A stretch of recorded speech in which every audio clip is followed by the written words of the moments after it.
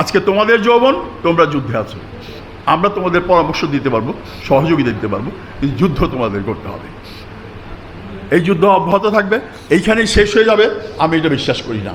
এর পরবর্তী পর্যায়ে এই যুদ্ধ চলবে এবং আদি অনন্তকাল যতদিন আমরা জীবিত আছি এই বেঁচে থাকার সংগ্রাম, বেঁচে থাকার লড়াই চলবে এবং চলতে থাকবে। এবং সেই যুদ্ধে আবার তরুণরা জয়লাভ করবে, তার জাতিকে আশ্বস্ত করবে, আবার এক সময় দেখা যাবে ফেরাউন নমরুদের জন্ম হয়ে গেছে তাদের অর্জিত সম্পদকে অপহরণ করার জন্য। তাই আজকে আমাদের একত্রিত হতে হবে, আবার যাতে পুনরায় যতদিন আমরা পারি একসাথে কাঁধে কাঁধ মিলিয়ে নির্লোভভাবে জাতিকে আমরা এগিয়ে নিতে পারি। এই হতভাগ্য জাতি বারে বারে প্রাণ দিয়ে গেছে। আজকে যদি আমি সেই ধরি, নেতাজি সুভাষ বোসের সময় থেকে, সেই স্বদেশী আন্দোলন থেকে, তিতুমিরের আন্দোলন থেকে লাগাতার এই আন্দোলন, বাংলা ভাষা আন্দোলন, তারপর সব আমরা বাঙালির আন্দোলন করেই যাচ্ছি। ব্রিটিশ বিরোধী আন্দোলন করেছি, পাকিস্তান বিরোধী আন্দোলন করেছি, স্বৈরাচার বিরোধী আন্দোলন করেছি, করেই যাচ্ছি, কিন্তু সুফল আমরা জনগণের কাছে দিতে পারি না।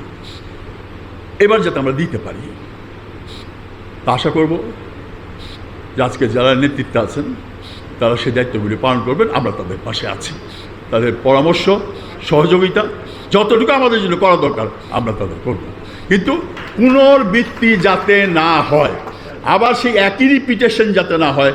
ওই যেভাবে তারা চাঁদাবাজি করেছে, ভূমি দখল করেছে, মানুষের আজকে সম্পদের পাহাড় ফেলে পালিয়ে গেছে চোরের মতো, সব চোরের মতো পালিয়ে গেছে, হাজার হাজার লক্ষ কোটি টাকা মেরে তারা ওখানে যে আশ্রয় নিচ্ছে। তো আজকে এই অবস্থা থেকে বেরিয়ে আসার একটা মাত্র উপায়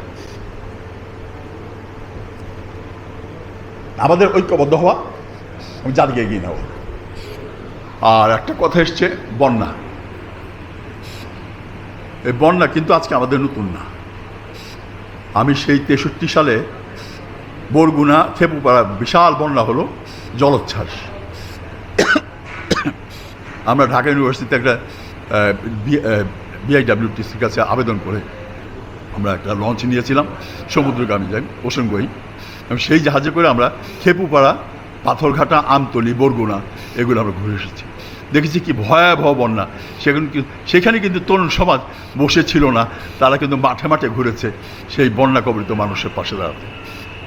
এবং এর পরবর্তী পর্যায়ে যতগুলি বন্যা হয়েছে, যতগুলি জলোচ্ছ্বাস হয়েছে, কোনোটাতে আমরা বসেছিলাম না, আমরা আমাদের সর্বস্ব নিয়ে আমরা মাঠে ঝাঁপিয়ে পড়েছি। ক্যানিগঞ্জে যতগুলি বন্যা হয়েছে, সেই জন্মগুলিতে এই এলাকার জনগণ, এখানে অনেকেই উপস্থিত আছেন, একসাথে আমরা বিভিন্ন গ্রামে, হজরতপুর থেকে কুন্ডাবুদ্ধ আমরা গেছি, দিন রাত মানুষের রুটি বানিয়ে নিয়ে যাওয়া, চাল দেওয়া, ডাল দেওয়া, খাদ্য দেওয়া, এগুলো আমরা করেছি, মানুষকে সরিয়ে নিয়ে আসা। এবং এই যে গত কিছুদিন আগে যেটা রোহিঙ্গার কথা উঠলো, আমরা ক্যানিগঞ্জ ক্রীড়া সমিতি বসে সিদ্ধান্ত নিলাম, আমি এখানে উপস্থিত আছি, অনেকে এখানে উপস্থিত আছে,